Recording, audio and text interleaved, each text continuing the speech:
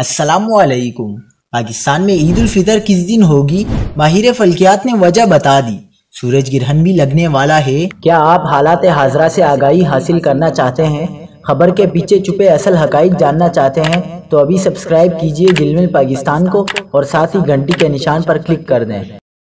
آپ کو بتاتے چلیں کہ ماہرین فلکیات کا کہنا ہے کہ جن ممالک میں 20 اپریل کو سورج گرہن دیکھا جائے گا ان ممالک میں نیا چاند نظر آنے کا امکان نہیں ہے۔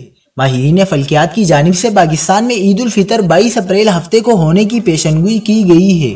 انہوں نے کہا کہ 20 اپریل جمعرات کو سورج گرہن ہوگا جو صبح 6:30 بجے شروع ہو کر دوپہر 12 بجے ختم ہوگا۔ ان کا کہنا ہے کہ جن ملکوں میں 20 اپریل کو سورج گرہن دیکھا جائے گا ان ممالک میں نیا چاند نظر آنے کا امکان نہیں ہے۔ رویت ہلال ریسرچ کونسل کے سیکریٹری جنرل خالد اعجاز مفتی نے بتایا تھا کہ شوال المکرم کا چاند دیکھنے کے لیے رویت ہلال کمیٹی کا اجلاس جمعرات 20 اپریل کی شام ہوگا، تاہم اس شام عید کا چاند نظر آنے کا امکان نہیں ہے۔